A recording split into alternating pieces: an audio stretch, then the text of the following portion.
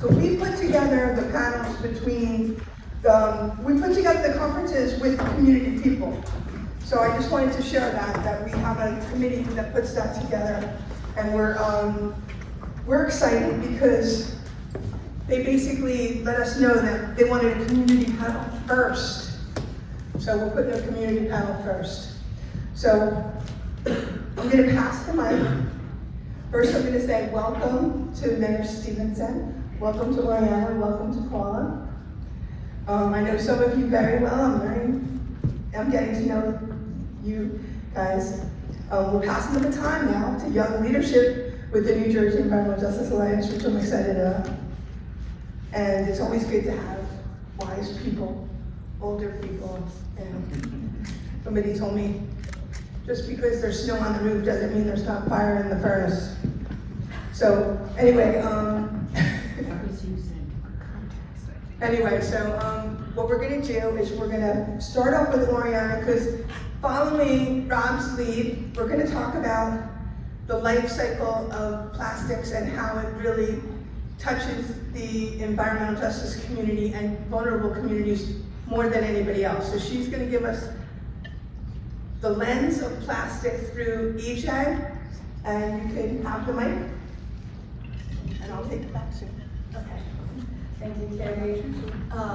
Yeah, I think Rob did a great job kind of laying out like what the issues are here. I think when we're thinking about the overlay between plastics pollution and our environmental justice communities, we don't tend to think about all of those invisible impacts, as Rob was mentioning, mainly from the actual production of plastics. So thinking about the facilities, where they're sited, what communities they live in, the energy that goes into actually having those facilities to produce the plastics, and then all of the emissions that come from that. And then we're also thinking about, once the plastics are produced, all of the waste that comes from that, where it lives, where it goes, and then the end of the plastics life cycle is what do we do after all these plastics have reached all their end use, is thinking about the incineration, the landfills, where they're sited. We saw on the map, the incinerators that Rob mentioned are in Newark, Rahway, and Camden.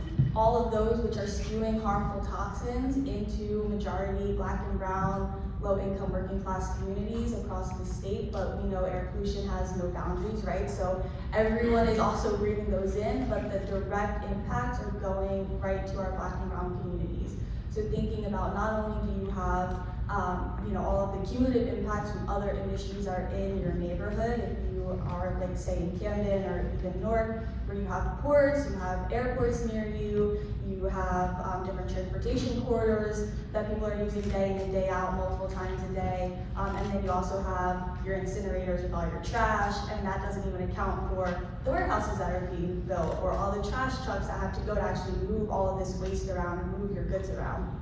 So all of that going into your air, impacting your body in multiple ways, and then also, leaching into the environment, our waterways, all of the impacts that we know are associated with plastics pollution, but I feel like don't always make it to the mainstream conscious because they have been pushed to the side, right, in areas that are deemed kind of dispensable. It doesn't really matter what's happening in these communities because we have all of the production that's still flowing day in and day out. We're not really questioning where it's coming from or who it's actually impacting.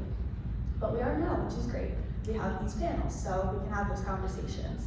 And I think the other main thing that Rob mentioned that I think is really important to highlight is the over-reliance on fossil fuels and really having the overconsumption of fossil fuels as a part of just our mainstream society, how we operate, is really the main driver behind why we are so reliant on plastics. It is cheap, but it's also, we have the fossil fuel industry, we know how powerful they are.